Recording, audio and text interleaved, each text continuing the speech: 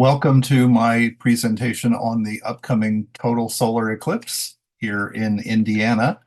It will happen on April 8th, 2024 in the middle of the afternoon, think around 3 o'clock. You'll need to check for your own timing calendars for the precise time that it's going to happen where you are or near where you are. It will cover much of Indiana. Sorry if you're up in the lake region, that it won't hit you there, but you can drive over not too very far from there. I did a presentation for Ivy Tech Community College just a few days ago, and I'm going to put that on the end of this introduction. Just by way of introduction, I want to let you know that at Ivy Tech Community College, Bloomington, we have astronomy classes that you can take. We also have online astronomy classes that you can take from any campus. Also, if you are interested in virtual classes, I teach the Astronomy 102 class. Not many campuses do that, but we do that as well. In addition to that, of course, we have bunches of other courses that you can take in a lot of different fields. So please check us out.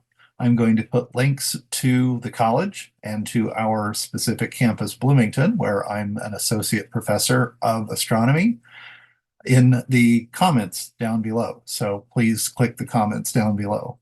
Also, if you are more interested in astronomy because the eclipse is coming and you are so inspired, and I hope that you stay inspired, I have a full range of lectures already set up for the 101 class, which is solar system astronomy, and for the 102 class, which is stellar and galactic astronomy. Solar eclipses fall more in the 101 area because we're just sticking within the solar system for this.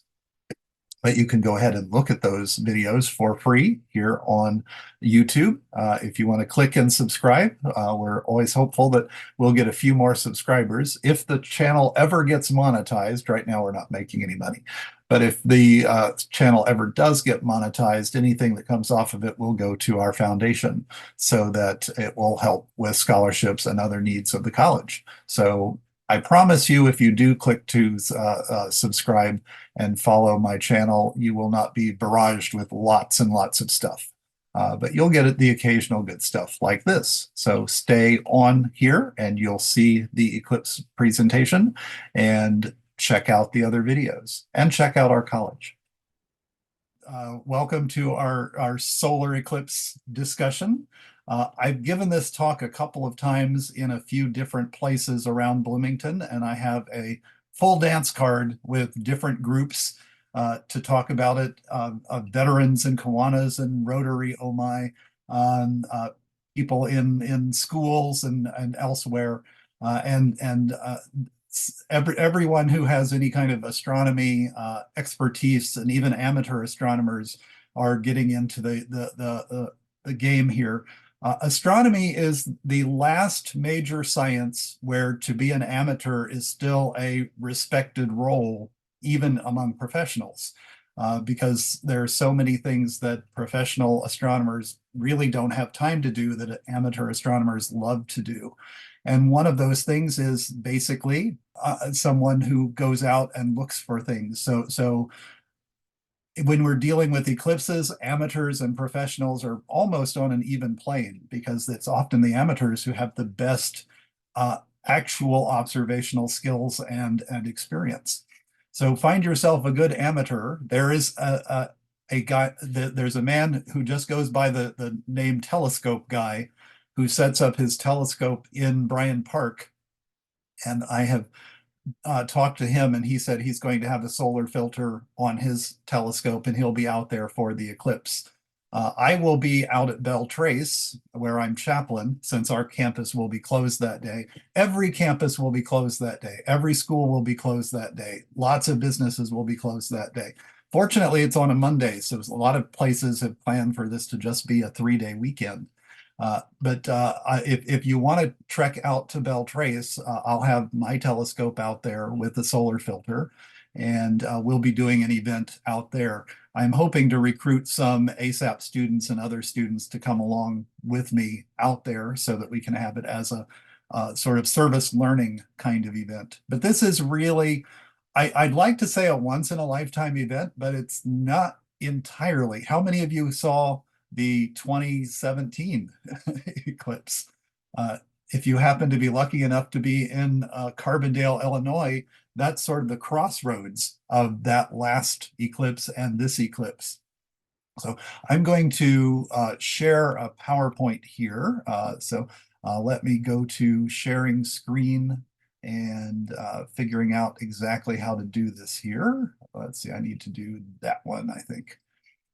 And hopefully you can all see the screen here with the PowerPoint. And let me view the slideshow there. Total eclipse in Indiana, 2024. Of course, we had the partial eclipse in 2017 here. So many people trekked down to Kentucky or trekked over to Illinois. One of the things that I like to think of for that eclipse is that we had a sort of test run. So whereas glasses were very scarce in the last one, solar eclipse glasses are pretty plentiful now. People sort of got the hint, get them early, and lots of institutions have them to give away or sell for relatively low amounts of money. I was planning to fund my retirement by buying up a bunch and then selling them all for $50 a piece on the day. But too many people got the hint, so I'm not going to be doing that. So you're stuck working with me for a little while longer. Um, this is a map that shows the last eclipse sort of right down the middle there, 2017.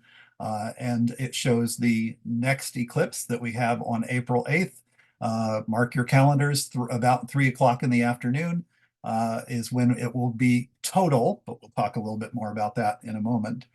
In October, we had an annular eclipse in the southwest of the United States, as you can see over there. An annular eclipse is when the sun isn't completely covered.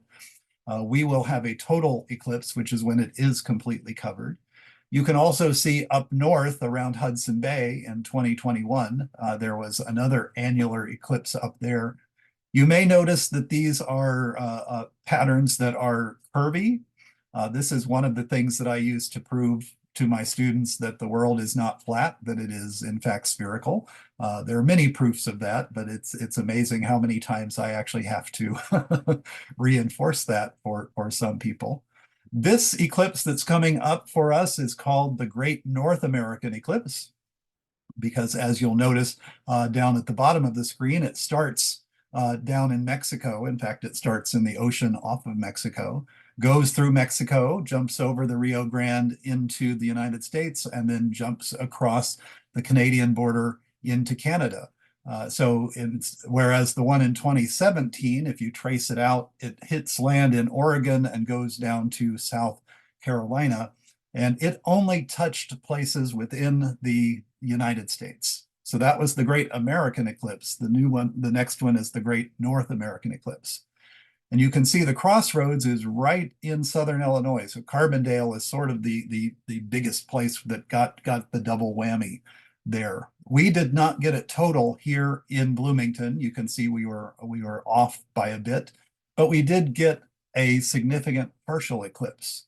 You have to be in one of these paths to be experiencing the totality of that. And this is showing it again.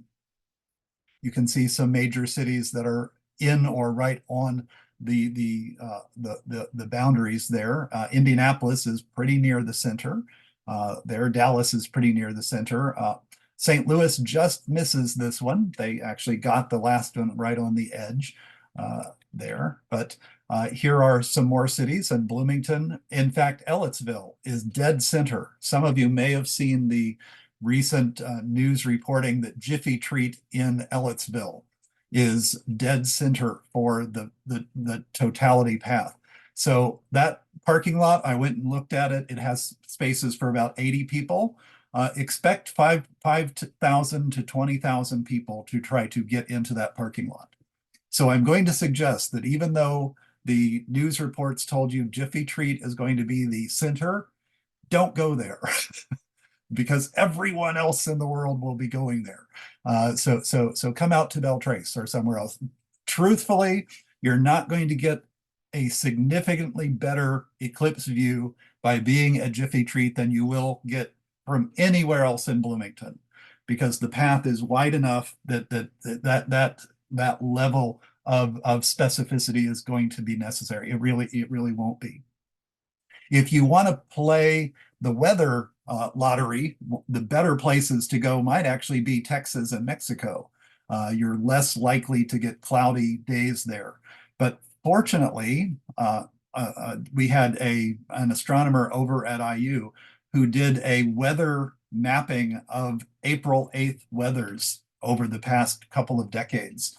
And he found that April 8th usually is a clear day or a clearer day than is a typical April day. So chances are good, not 100%, of course, but chances are good we're going to have a reasonable day. We are also in a good path for the length of an eclipse.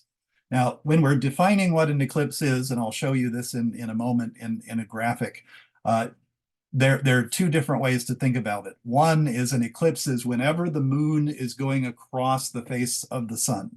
So as soon as they begin to touch each other, that's the beginning of the eclipse. But that's not the beginning of the totality of the eclipse. The whole eclipse, from the moon starting to go over it to finally being center to finally going past, will last a couple of hours. But the amount of time where it will be completely covering the sun is, as you can see, variable, but for us, it'll be just under 4 minutes. And that's almost as long as you can ever get with a solar eclipse. It really depends how long it is as to what angle you're looking at it. And it's weird to sort of think about looking at things at an angle. But if you're closer to the center, you get a little bit more time.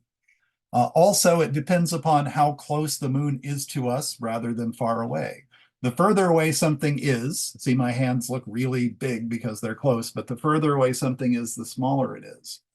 And the moon does not go around the Earth in a perfect circle. It wobbles. It wobbles in two different ways. One, it wobbles in terms of its distance, and another, it wobbles in terms of its angle going around us. That's why we don't get eclipses every month. But sometimes the moon is further away from us, so it doesn't cover the sun completely. Fortunately, it's closer to us, so it's covering the sun completely for us.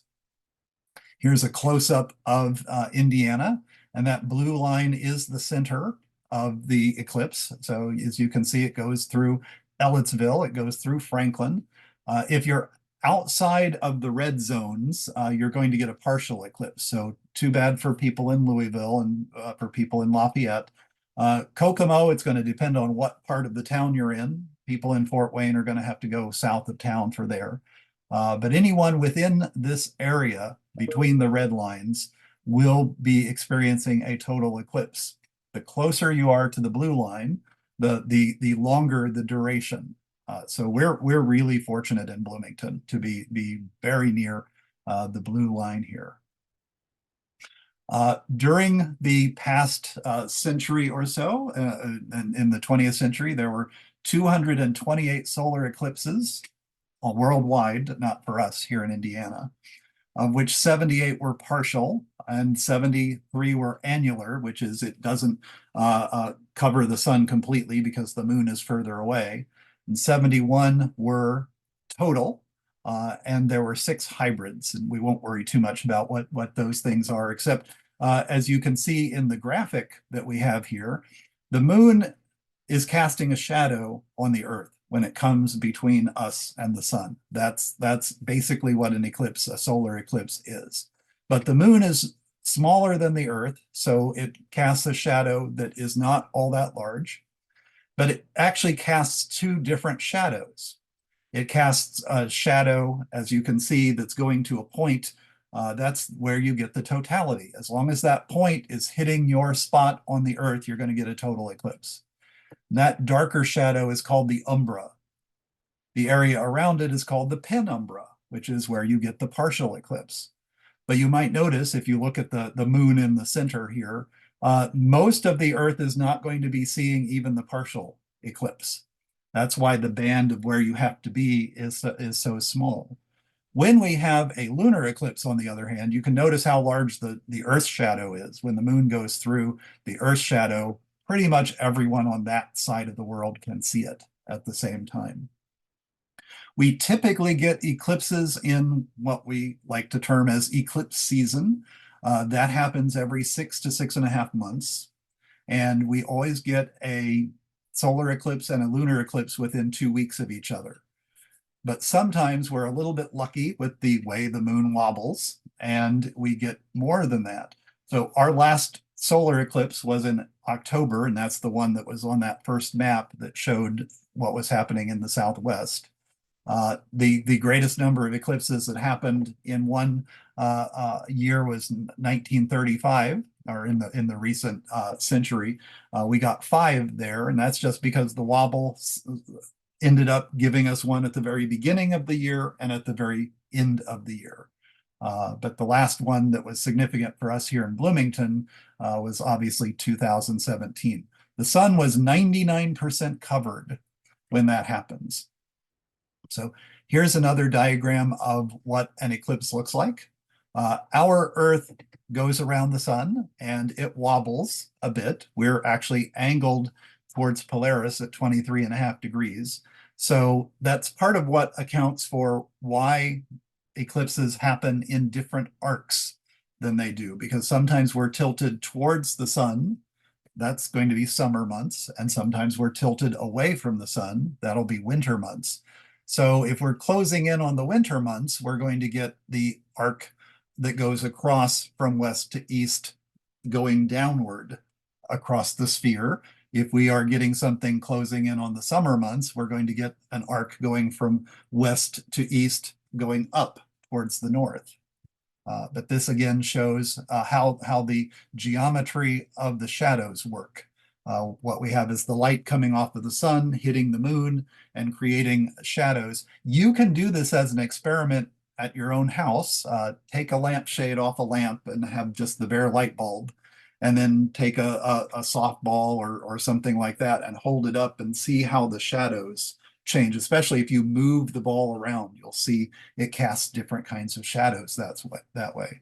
Also, if you have a drink and put the lampshade on, it becomes a lot more fun. So this shows the sort of progress of the moon going across. Again, an eclipse starts as soon as the moon begins to touch the sun. So just as it begins, you get the eclipse. If the moon never completely covers the sun, then you're getting a partial eclipse. And from where we were in Indiana in 2017, we got down to this kind of crescent that we have here. But the moon was at too much of an angle south of us to give us a total eclipse. When you have the total eclipse, that's when the entire disk of the sun, the photosphere, which is the part that we see when we look at the sun, don't look at the sun, but if we look at the sun, you see the photosphere, that gets covered. The moon and the sun are the same angular size in the sky for the most part. Again, the moon moves a bit out of a distance every now and then. But it's also about the size of your thumb. If you extend your arm completely out and hold up your thumb like this, like you're hitching a ride or something like that, close one eye and look at the moon. You can cover the moon with your thumb that way. That's about 1/2 degree in the sky. Now, if you try to do that with the sun, I've had some students try to do that. In fact, you can even look at my background here. You try to do that with the sun and it doesn't seem to cover it. In fact, your thumb is covering the entire disk of the sun, but there's so much glare around it, it's overpowering. So don't try that thumb trick without your solar glasses. In fact, if you put your solar glasses on and look at the sun without the eclipse, sometimes you almost miss the sun because it's so small in the sky. So if you have solar eclipse glasses already, try that when we don't have so many clouds. Go out and look for the sun. And after a while, you'll find it's just this little dot up there. And it's the size of the moon. And then you realize the moon is actually rather smaller than you thought. It's really, really interesting. But as the moon continues to go across, we will get partial eclipse again, partial eclipse phase for the rest of the progression. The moon going across the sun is called a transit, And Mercury will sometimes go across the face of the sun. Venus will sometimes go across the face of the sun.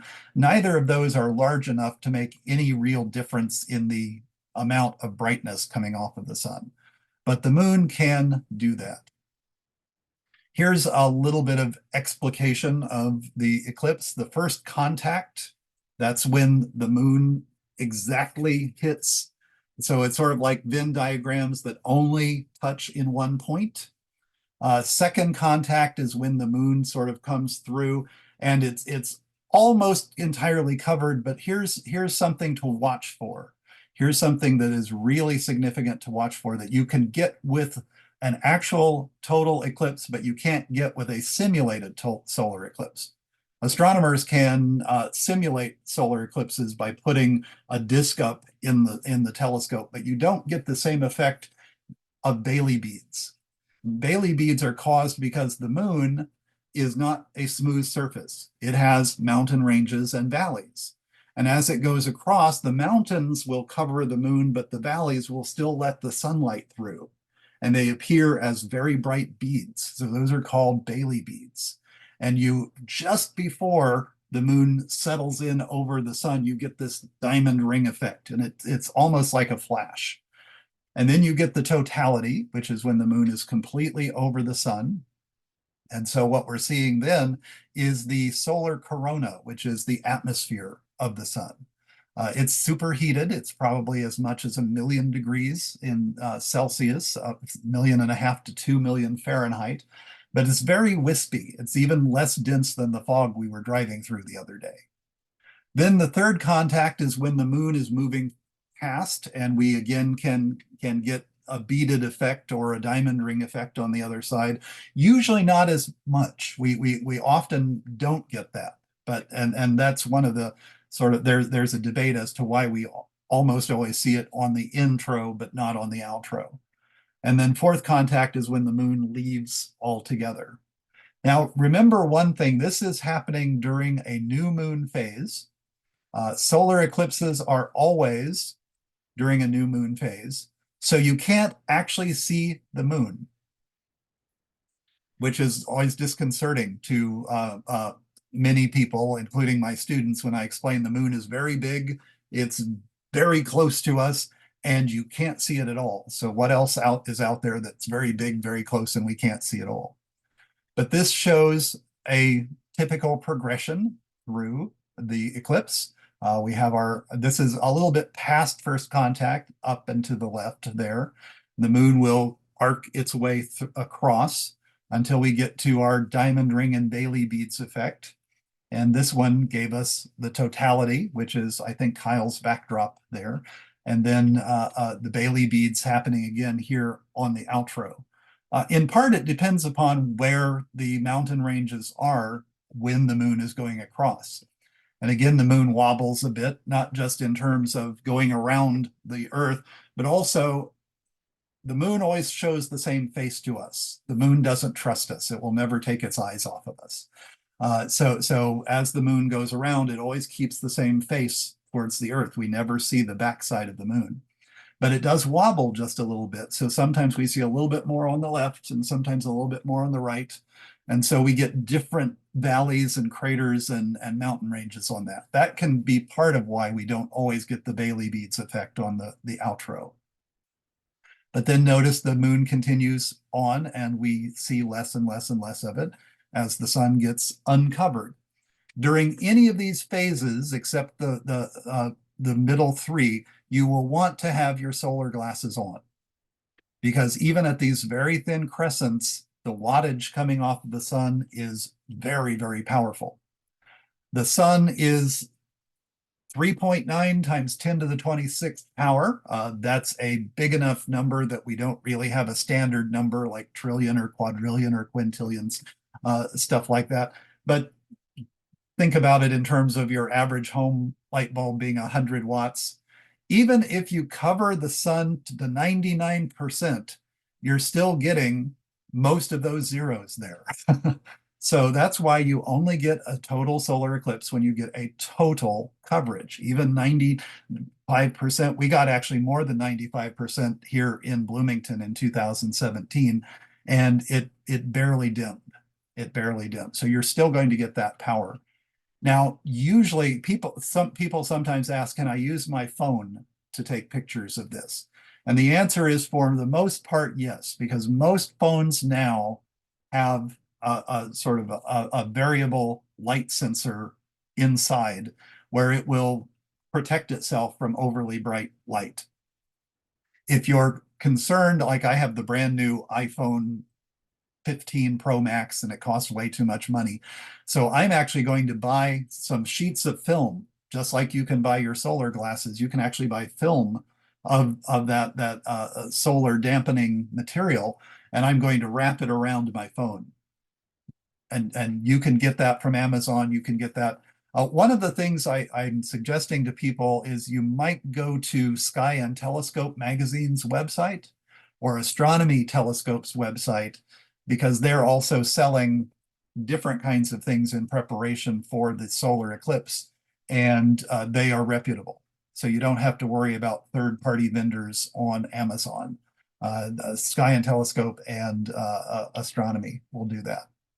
Here's a picture of an annular eclipse. Again, the moon is a little bit far away. I'm sure you've all heard of a supermoon. That's when the moon is larger in the sky. That's because the moon is closer to us. There's no singular accepted term for when the moon is farther away. Some people call it a mini moon, some people call it a micro moon. It's just smaller because it's further away. If we have a solar eclipse during that time, as we had in October of last year, it can be directly in front of the sun, but not cover it completely. This is actually the kind of eclipse that we get on Mars with the Martian moons. The Martian moons are too small to cover the solar disk completely there. So you will only get annular eclipses. And fun fact about the moon, give it a couple of million years and we will never have total solar eclipses again, because the moon is inching away from us. Not only does it not trust us so it won't turn its back to us, but it's also backing away slowly. So we've done something to the moon to make it mad in the past. So as that happens, our days actually get longer as well. So if you ever needed an extra hour in the day, wait half a billion years, we'll have a little bit longer day. But yes, eventually we won't be able to have total solar eclipses. So we're living actually in a time which is pretty special, just in terms of coincidental placement of these objects.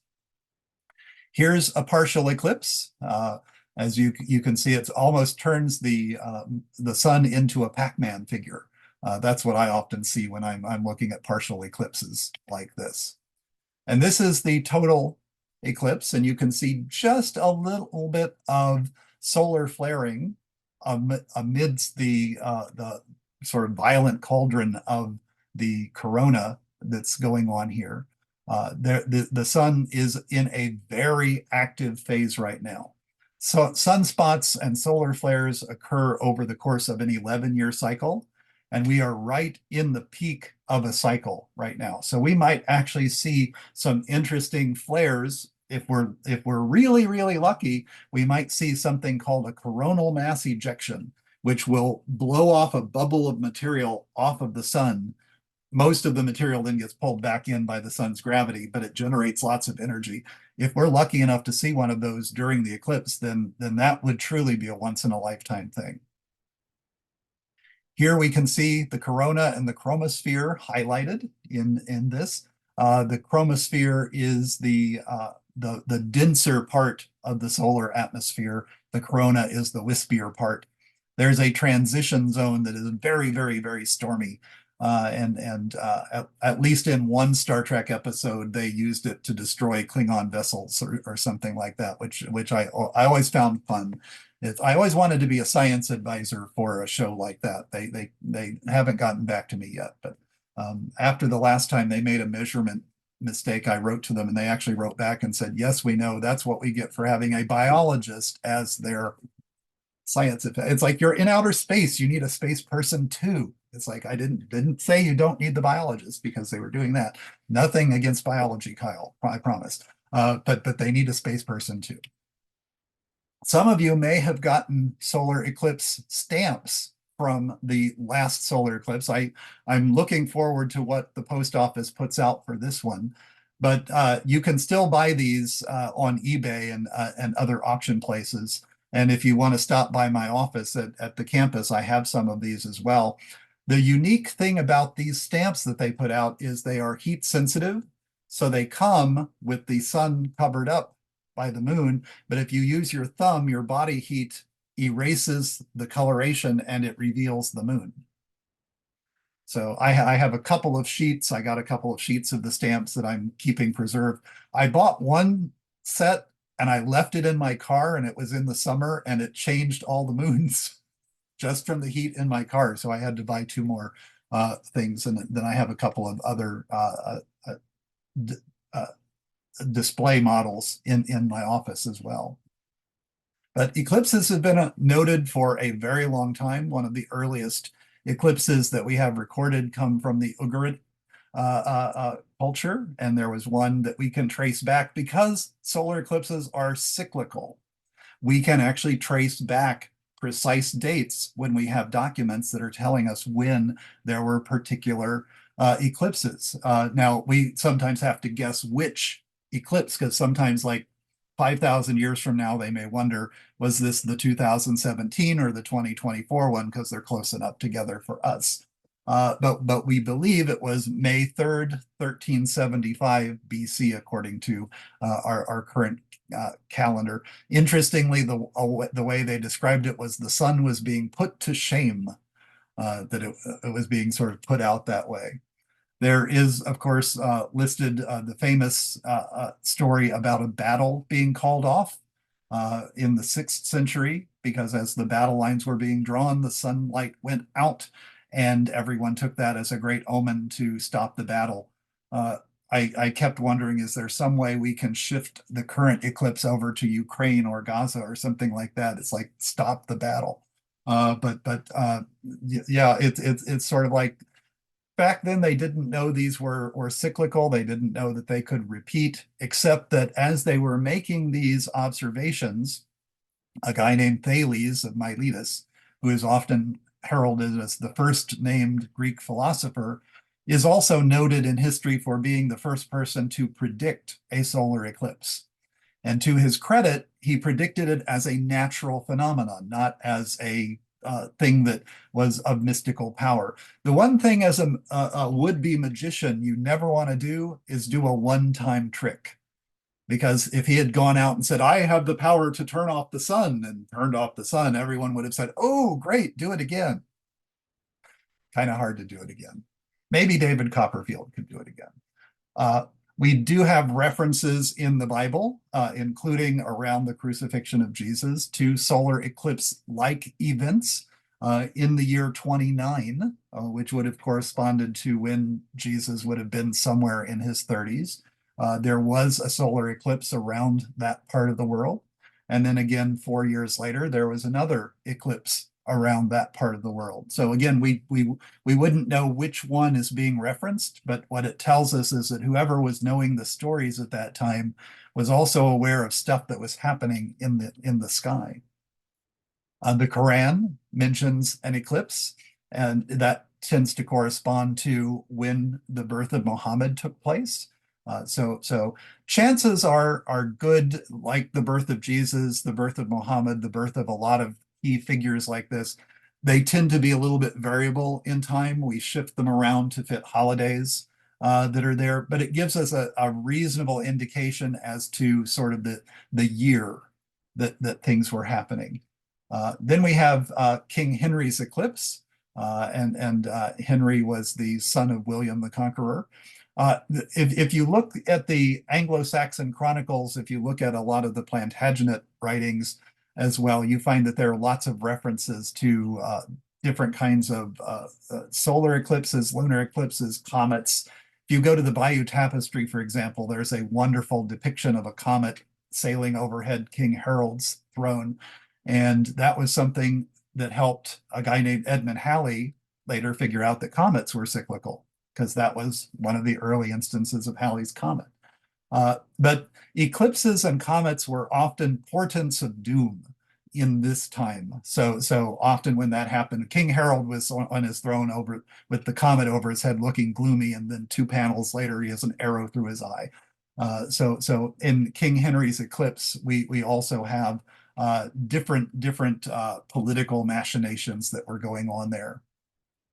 In modern times, perhaps the most important one was 1919. 1919 is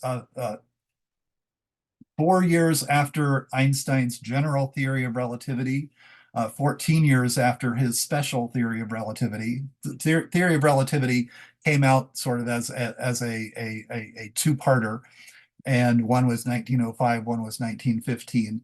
But one of the predictions of this was that gravity is something that can bend light, can bend the light path in a particular way. Interestingly enough, Newtonian mechanics allow for this as well, but not to the extent that Einstein's theory suggested. So 1915, he said light can be bent by a powerful gravitational force. 1919, suddenly we had the test case, and we had astronomers all over the world looking for the stars, because when the sun goes out, the stars come out. That's something I want you to look for as well on our eclipse day. While you're looking at the sun, take a moment to turn around and look towards Polaris, and you'll see the Big Dipper and the Little Dipper in the sky. And then realize the Big Dipper and the Little Dipper for us in Indiana are always in the sky. It's just the sun's on so that we don't see it. But they never set below the horizon. They're always in the sky going around Polaris. But if you look towards the sun with your telescope during this time, one of the things that might happen is you might see some stars that are actually behind the sun, but the light from that bends around the sun and comes into your telescope. So you can actually see behind. This is called an Einstein lens, and we use this kind of thing out in very deep space around entire gravities to look behind objects, because the light that is coming by a galaxy will be bent around, so we can actually not just look through things with infrared or other kinds of radio waves, but we can also look around things because of the warping of space-time. This shows a map of lots of different eclipses over the 20-year period from 2000 to 2020. So you can sort of get a sense of how frequent the solar eclipses are.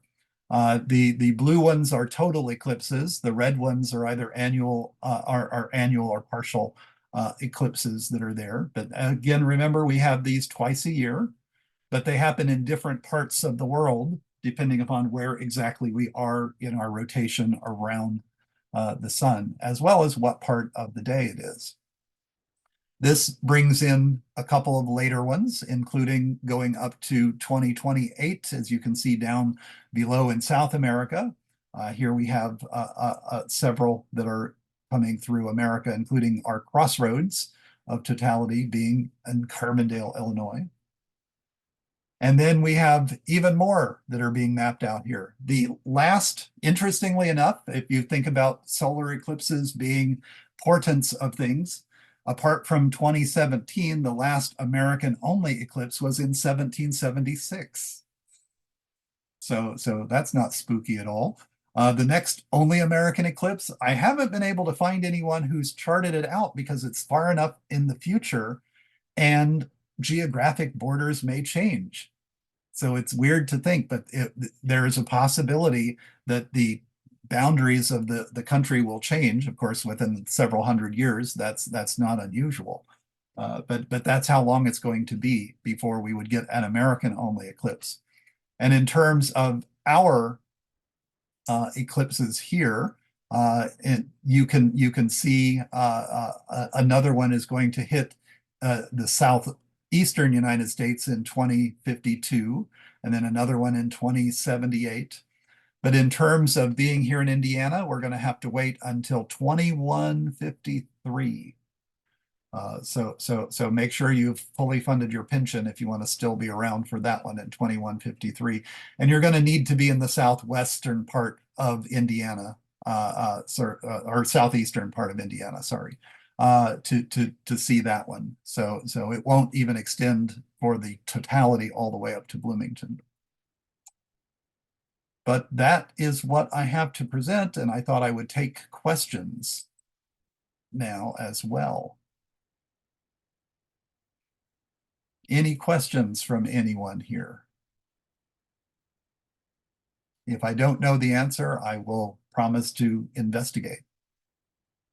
Is the 2045 one not a total eclipse? I was confused there. 2045. Um, uh, tw 2045, actually, that is a total eclipse, but that is also, as you see, hitting the Bahamas and some of the Caribbean. So it's not an American only. I'm looking back at my map here. Yes, it goes into the Caribbean, so it doesn't qualify as an American only.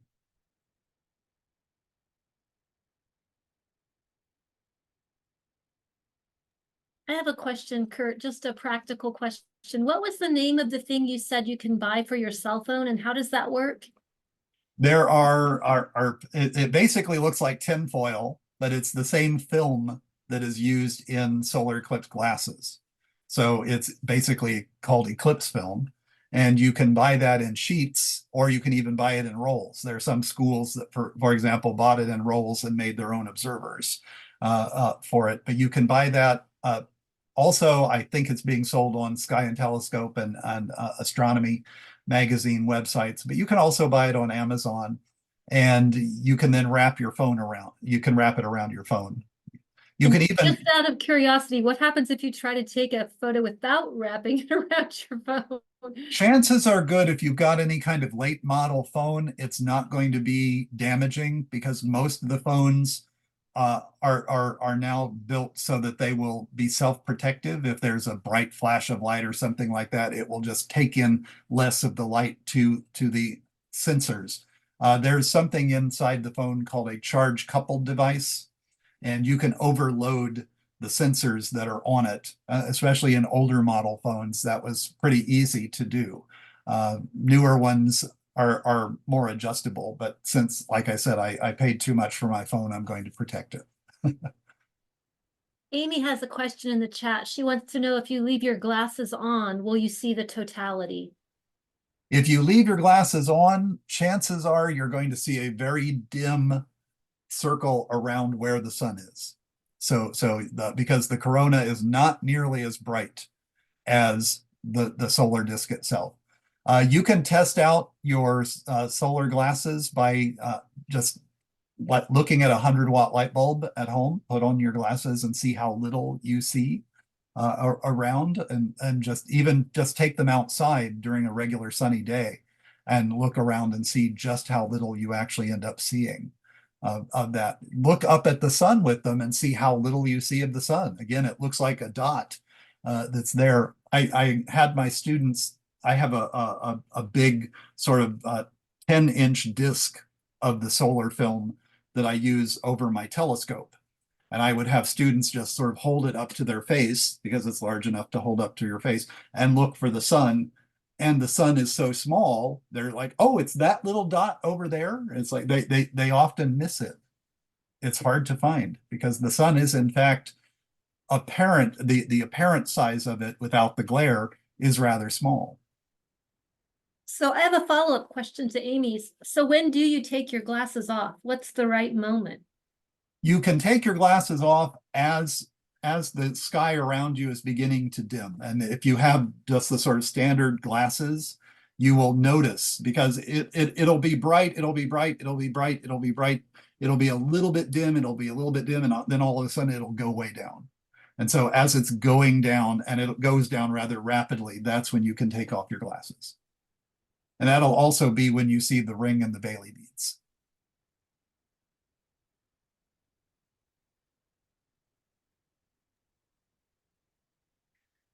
Okay, I have one last question. I don't know if other people may still have some too.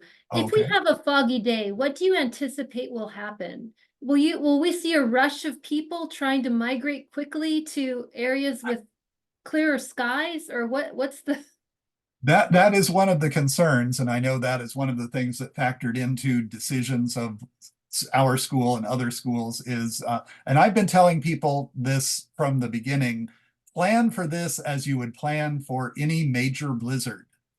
Buy groceries several days ahead, buy your milk and bread and everything else, gas up your car. Gas up your car on that Thursday or Friday, because in the eclipse zone, there were gas stations that were running out of gas in 2017, and trying to get the resupply in while everyone else is going out also becomes a problem. So treat this like you would treat a blizzard. Get your food ahead of time, get your car gassed up, and if you don't have to go too far out, don't go too far out. But yes, they're anticipating as many as 30 million people coming into the eclipse zone, not to Indiana, and fortunately not to Jiffy Treat. That would be something. 30 million people descend on Ellettsville. Yeah. If that happens, I'm going to go out and do street busking or something like that. But yes, do anticipate traffic jams, do anticipate things like that. I will try to put together, in fact, I'm trying to put together before I do another presentation outside here, a list of links from different observatories, like the University of Texas Observatory and a few other places, that will cover the eclipse in different phases in different places. So if we can't watch it directly here, we'll be able to watch it on the live feed from other places that might have better weather. But you'll still be able to go outside and experience the going dark. And it's April, so we probably won't have too many insects, but if you get one, if you get an eclipse where it's insects have already come out, they begin to do their nocturnal noises. Birds begin to do their nocturnal things. I have a couple of friends who are going to be out on the lake fishing, because when you're fishing at dusk and fishing at night, the fish in the lake reacts differently. So they want to experience that during the eclipse. And all of those kinds of things will still happen, even if you can't look directly up and see. So even if it's a cloudy day, even if it's a rainy day, you'll notice that it gets dark and then light again. So we will have some effects. I think Sam has a question for you. I see the hand, yes. Hi, Kurt. Thanks for the presentation. Do you plan on doing any activities for your students or projects or labs related to this event? Well, we are, as I mentioned, going to have an event over at Belle Trace on April 8th, and I'm inviting any of my students who are interested to do that. My first 8-week students, we don't get to experience as a class the eclipse because it'll be over by then. I do have some astronomy simulation software that shows the eclipses, so we'll be running through that, and I'll be showing them how to go out with solar eclipse glasses, because I have some left over from last time, to look at the actual sun and show them how to find the small disk. And I do have a solar eclipse telescope, or just a solar telescope, that we'll use to look, and we can look for solar flares as well as sunspots using that. So we're going to do some various things with the sun that'll get them ready. And then for the groups that I'm teaching at the second 8 weeks, they'll all be invited to be part of what I'm doing out at Belle Trace, or I'm going to give them a list of other places that are doing things, and they can get credit for going and being part of those events. And they can then self-document using selfies and other kinds of stuff like that. So yes. Great, thank you. Kurt, this was really wonderful. Thank you for doing this. Everyone have a nice weekend. And thank you everyone for being here.